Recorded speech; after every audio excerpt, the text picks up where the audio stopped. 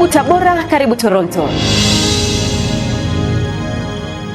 Jeshi la Polisi Kanda Maalum ya Dar es Salaam linaendelea kutekeleza jukumu lake la msingi la kuimarisha usalama na kuhakikisha kwamba usalama unaimarika miongoni mwa raia pamoja na mali zao. Kwa ujumla, hali ya jiji la Dar es Salaam ni shwari na jeshi linaendelea kutimiza wajibu wake wa kuzuia vitendo vya kihalifu hapa jijini Dar es Salaam.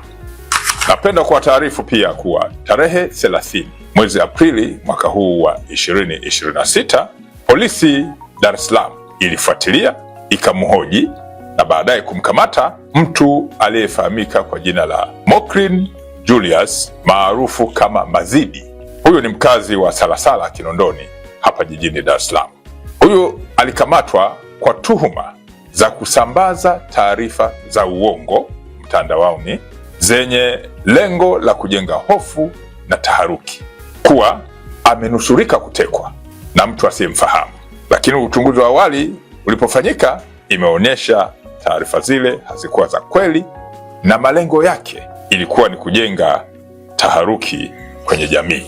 Mtuhumiwa huyu Mokrin maarufu kama Mazidi atafikishwa kwenye mamlaka zingine za kisheria kwa hatua zaidi za kisheria.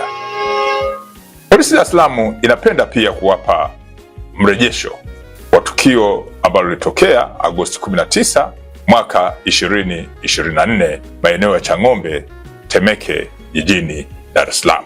Mnakumbuka eneo lile tulipata tukio la huzuni, tukio la kusikitisha ambapo mtu aliyefahamika kwa jina la Ezenia Kamana alidaiwa kutekwa. Taarifa za awali zilivyofikishwa kituo cha polisi ilidaiwa ametekwa, lakini baada ya ufuatiliaji siku kadhaa chache ilibainika kuwa ameuawa na mwili wake kukatwa sehemu za mwili na sehemu za mwili yake kutupwa kwenye maeneo ya Ununio, Kunduchi na Tegeta Kinondoni hapa jijini Dar es Salaam. Sehemu za mwili yake zilitupwa maeneo tofauti na uchunguzi ukabaini kuwa baada ya upelelezi kufanyika, upelelezi wa kina, alikamatwa mpenzi wake ambaye alifahamika kwa jina la Abdalla Musa au maarufu kama Mr. Blue kwa jinsi alivyokuwa akitambulika maeneo yale. Huyu ni mkazi wa Sinza jijini Dar es Salaam. Uchunguzi na upelelezi ulifanyika kwa kina, akapelekwa kwenye mamlaka za kisheria ikiwemo mahakama za hapa jijini Dar es Salaam. Tunapenda kuwaarifu kuwa tarehe 30 mwezi Aprili mwaka huu wa 2026, Mahakama Kuu ya Tanzania Masjala ndogo ya Dar es Salaam, baada ya kukusanya na kusikiliza mashahidi na vielelezo mbalimbali, imemhukumu mtuhumiwa huyo kunyongwa hadi kufa baada ya kupatikana na hatia ya kumuua kwa makusudi mwanamke ambaye alidaiwa kupotea na baadaye kubainika ameuawa na huyu mtuhumiwa. Polisi Dar es Salaam inatoa wito kwa wananchi kuwa na mioyo ya kibinadamu. Narudia, polisi Dar es Salaam inatoa wito kwa wananchi kuwa na mioyo ya kibinadamu ili kujiepusha na matukio ya kikatili kama hayo. Jeshi la Polisi Kanda Maalum Dar es Salaam linatambua pia kutakuwa na mchezo wa soka wa Ligi Kuu ya Tanzania Bara utakaofanyika siku ya Jumapili tarehe 3 mwezi Mei mwaka huu wa 2026.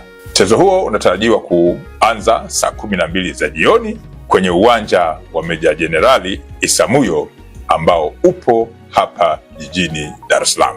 Mchezo huo utakuwa kati ya timu maarufu za hapa nchini, timu za Simba na Yanga, zote za hapa jijini Dar es Salaam. Kuelekea mchezo huo, ulinzi umeimarishwa. Mashabiki, wapenzi na wadau wote wa soka mnakumbushwa kujiepusha na vitendo vyote vilivyo kinyume na utaratibu wa soka au vinavyoweza kuvunja amani. Narudia, Jeshi la Polisi Kanda Maalumu ya Dar es Salaam kufuatia mchezo huo wa tarehe 3 mwezi Mei mwaka huu 2026, mchezo wa timu ambazo ni wapinzani wa jadi, yani Simba na Yanga, Polisi Dar es Salaam inatoa wito kwa mashabiki, wapenzi na wadau wote wa soka kuwa wajiepushe na vitendo vyote vilivyo kinyume na utaratibu wa soka au ambavyo vinaweza kuvunja amani. Polisi Dar es Salaam inazitakia timu zote mchezo mzuri. Karibu Tabora, karibu Toronto.